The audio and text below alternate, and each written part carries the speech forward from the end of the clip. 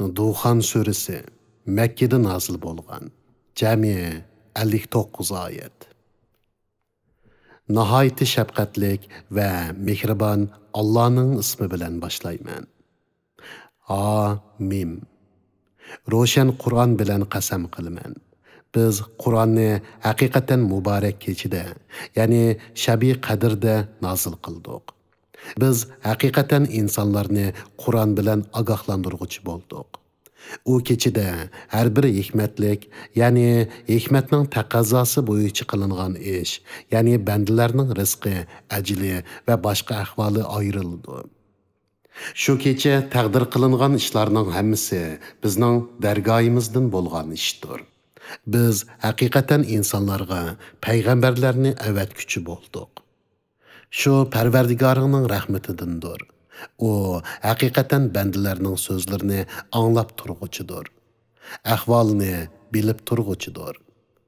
Agar sizlar haqiqiy ishonguchi bo'lsanglar, u osmonlarning, zaminning va ularning orasidagi narsalarning Parvardigoridir. Uningdan boshqa hech iloh yo'qdir. U o'likni tirildiradi, tirikning jinini olalaydi. U sizlarning Parvardigoringlardir. İlgirki ata bobonglarning Parvardigoridir. Undaq emas. Yani ular haqiqiy ishonguchi emas. Balki ular qiyomatdan shakda bo'lib, haqni istihzo qilib o'ynaydi. Ey Muhammad, sen osmon hamma odam ochiq ko'rdigan tutunni keltirdigan kunda ularga bo'ladigan azobni kutgin. O tutun kishilarni o'rib oladi. Bu qattiq azobdir. Ular Parvardigorimiz bizdan azobni ko'tarib etgan, biz haqiqatan iymon keltirguchidirmiz deydi. Azob ko'tarilib ketganda ular qandoqmi ibrat olsin? Halbuki ularga ro'shan payg'ambar keldi. Shundoq turuqliq ular iymon etmadi. Andın ular uningdan yuz o'rdi va u o'gitilgan, ya'ni Qur'onni kishilardan o'rgangandir, majnundir dedi. Biz haqiqatan azobni sizlardan ozg'ina vaqt ko'tarib etamiz. Andın sizlar haqiqatan ilgirki kofirlik holtinglarga qaytib olasizlar. Ularni qattiq tutgan kunimizda cho'qim jazolaymiz. Ulardan ilgiri biz haqiqatan Firavunning qavmini sinadik. Ularga esil bir payg'ambar keldi. Musa ularga aytdi: "Manga Allohning bandalarini, yani Bani İsrailni topshirib beringlar. Men sizlarga haqiqatan ishonchlik payg'ambar.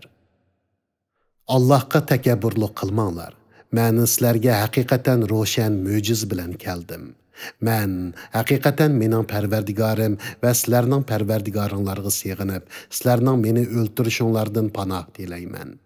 Agar menga iymon keltirmasanglar, meni o'z holimga qo'yib etinglar." Musa Parvardigoriga bular gunohkor qavmdir deb duo qildi. Allah aytdi: "Mening bandalarimni kechida ilib chiqib ketgan. Sizlar haqiqatan qo'g'linisizlar. Dengizni tep-tinch, yani sen o'tib bo'lgandan keyin quruq holati bo'yicha qo'ygan. Ular haqiqatan g'arq qilinguchi qo'shindir.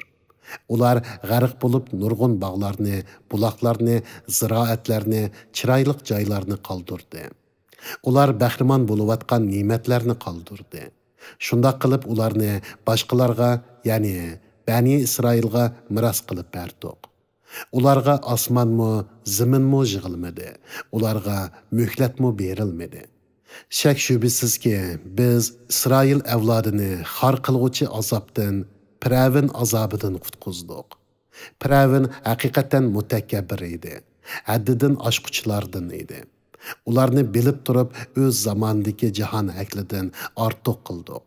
Ularga, ya'ni tafakkur qilg'uvchilarga ro'shan sinoqbar nurg'un mo'jizlarni ato qildik. Bular, ya'ni Quraysh kuffarlari cho'qim aytdi: "Faqat birli qatam o'limiz, qayta tirilmaymiz. Agar oxirat bor degan so'zinglarda rostchil bo'lsanglar, bizning ota-bobolarimizni tirildirib akilib beqinglar." Ular, ya'ni mushriklar kuchlikmi yoki tubbi qavmimi? Ulardan ilgari o'tgan nurg'un qavmlarni halok qildik. Chunki ular gunohkor edi. Osmonlarni, zaminni va ularning orasidagi narsalarni o'ynab, ya'ni bekorga yaratganimiz yo'q. Ularni biz faqat haq yaratdik. Va lekin insonlarning to'lisi buni bilmaydi. Batıl bilan haqni ayıradigan kun, ya'ni qiyomat kuni insonlarning hammasining hisobi uchun tayinlangan vaqtdir. U kunda do'st do'stga hech narsaga asqatmaydi. Ular yordamga erisholmaydi. Faqat Alloh rahmat qilgan kishi buningdan mustasno. Alloh haqiqatan g'olibdir, nihoyatda mehribondir. Zaqqum darxi haqiqatan gunohkorlarning tamuqidir. U eritilgan misdak qiziqdir. U qo'rsoqlarda qaynoq sudek qaynaydi. Dozaqqa muvakkal farishtalarga uni tutib so'rab dozaqning o'ttirisiga ilib beringlar. Ondan uning beshiga qaynoq suv quyib azoblanglar deyildi. Uningga xarlash va masxara qilish yuzidan bu azobni tetig'in. Sen haqiqatan izzatlik ulug' zot eding. Bu azob haqiqatan hayot vaqtinglarda sizlar shaklangan narsadir deyildi. Taqvodorlar haqiqatan bexatar joyda bo'ladi. Bog'larda, buloqlarning orasida bo'ladi. Ular qalin, yupqa ipak kiyimlarni kiyib, bir-biriga qarab o'ltirishdi. Ularni turli hurmatlar bilan mushundaq ikrom qildik. Shahlo ko'zlik o'rlarni ularga jup qilamiz. Ular jannatda mayda eg'irlashish va kasalliklardan amin bo'lgan holda xizmatchilardan hamma mevlarni keltirishni talab qiladi. Ular ilgirki, ya'ni dunyodagi o'limdan boshqa jannatda hech qanday o'limni tetmaydi. Alloh ularni do'zax azobidan saqlaydi. Bu Parvardigoringning marhamatidandir. Bu zo'r muvaffaqiyatdir. Ularning vaz-nasiyat elishi uchun Qur'onni sening tiling bilan osonlashtirib berdik. Ey Muhammad, ularga tushadigan azobni kutgin. Shubhisizki, ular sening halok bo'lishingni kutguchidir.